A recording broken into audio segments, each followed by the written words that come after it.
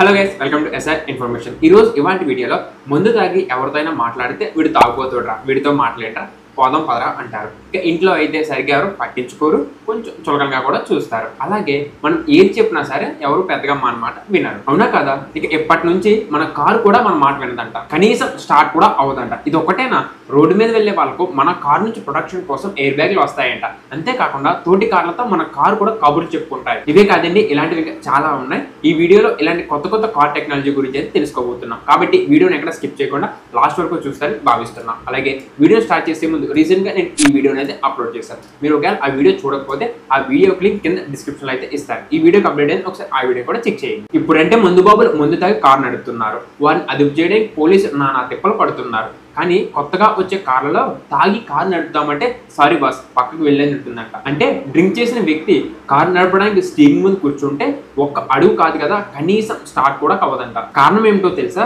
Driver వచ్చి కూర్చోగానే steering పై ఉండే ఇన్ఫ్రారెడ్ సెన్సర్లు అతన్ని స్కాన్ చేసి డ్రింక్ చేసిన ఆనవాళ్ళు పసిగడతాయి. అలా పసిగట్టినప్పుడు ఆ లిమిట్ మించి ఉంటే కార్ స్టార్ట్ చేయడం కూడా ఇంపాసిబుల్. ఇలాంటి మోడర్న్ టెక్నాలజీ ఫ్యూచర్ జనరేషన్ లో అయితే అందుబాటులో రాబోతుంది. కొన్ని దేశాల్లో ఇప్పటికే ఆల్కహాల్ డివైస్ అయితే ఉంది. ఆల్కహాల్ కార్లు ఉన్న దేశాలు ఫస్ట్ ఈ టెక్నాలజీని యూజ్ చేసింది స్వీడన్ యూజ్ చేసింది, నెక్స్ట్ ఫ్రాన్స్, తర్వాత జర్మనీ, ఆ తర్వాత Canada, America, Australia, Belgium, Netherlands, Norway, Finland, Japan వంటి దేశాల్లో కూడా ఈ టెక్నాలజీ ఉంది. ఇది ఎలా పనిచేస్తుందంటే డ్రైవర్ స్టీరింగ్ ముందుకు వచ్చి కూర్చున్నాక స్టార్ట్ చేయడానికి ముందు పక్కనే ఉన్న ఈ ఆల్కహాల్ లాక్ డివైస్ లో బ్రీత్ బాగా తీసుకొని నోటితో వదులుతాడు. అప్పుడు మెషిన్ అతడు ఎంత స్థాయిలో డ్రింక్ చేశాడో గుర్తించి ఆ లిమిట్ కి మించి ఉంటే ఇగ్నిషన్ లాక్ చేస్తుంది. ఇంకంతే మన సంగతి. మనకు తెలిసిన వారు రోడ్డు మీద కనబడితే మనం ఎలా మాట్లాడతామో అలాగే రోడ్డుపై ట్రావెల్ చేసే కారు ఎదురుగా లేదా పక్క నుంచి వచ్చే కార్లతో మాట్లాడుతూ ఉంటే ఎలా ఉంటుంది? అలా మాట్లాడుతూ వెళ్లే దారిలో ఏదైనా ప్రమాదం ఉంటే ఒక కారుకి సమాచారాన్ని సెండ్ చేస్తూ మనల్ని అలర్ట్ చేస్తుంది అంటే నమ్మగలరా? కానీ ఇది నిజం. శాటిలైట్ దీనికి ఉపయోగపడనుంది. రోడ్డు యొక్క పరిస్థితులు, అక్కడ ప్రమాదాలపై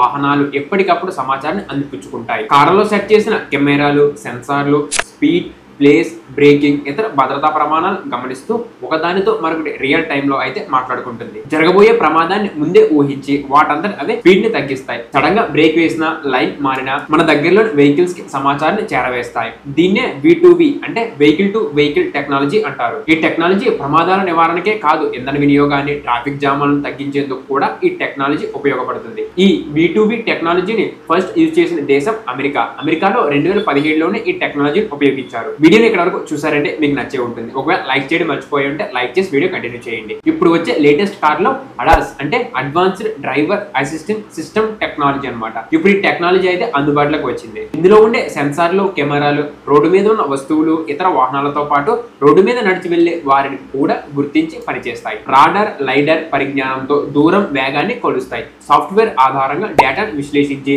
డ్రైవర్ కు సందేశాన్ని పంపిస్తాయి. ప్రమాదం జరిగే అవకాశం ఉంటే ఆటోమేటిక్ గా అయితే బ్రేక్ వేస్తుంది, స్టీరింగ్ ని కంట్రోల్ చేస్తుంది, లైన్ మారితే అలర్ట్ ఇవ్వడంతో పాటు ట్రాఫిక్ కి అనుగుణంగా స్పీడ్ మెయింటైన్ చేస్తుంది. పార్కింగ్ లో సహాయపడడంతో పాటు మనకు కనిపించని ప్రాంతం నుంచి వచ్చే వెహికల్స్ ని, మనుషుల్ని గుర్తించి మనకి అలర్ట్ చేస్తుంది. ఇలాంటి టెక్నాలజీ రావడం వల్ల డ్రైవర్స్ ఏమైనా ప్రాబ్లమ్స్ వస్తాయా?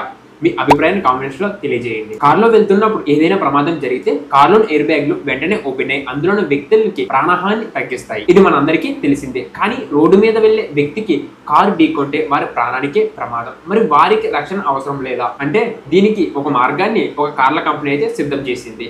నడుస్తున్న వ్యక్తిని కారు ఢీకొంటే వెంటనే కారుకు ఏర్పాటు చేసిన ఎయిర్ బ్యాగ్ వెంటనే తెరుచుకుని అతడికి తీవ్ర గాయాలు కాకుండా కాపాడుతుంది. ఈ టైప్ ఆఫ్ ఎయిర్ బ్యాగ్స్ వ్యవస్థను కార్ల తయారీ సంస్థలు అయితే సిద్ధం చేస్తున్నాయి. చూద్దాం ఇవి ఎలా పనిచేస్తాయో. ఇప్పటి వరకు చెప్పుకున్న టెక్నాలజీలో ఏది మీకు బాగా నచ్చిందో కామెంట్ సెక్షన్ లో తెలియజేయండి. సో ఇది గైస్, మరి ఇవాళ వీడియో అనిపించిందో కామెంట్ సెక్షన్ లో తెలియజేయండి. నచ్చితే లైక్ చేయండి. కొత్తగా మన ఛానల్ వచ్చేసింది please do subscribe. Okay guys, thank you for watching. See you for next video.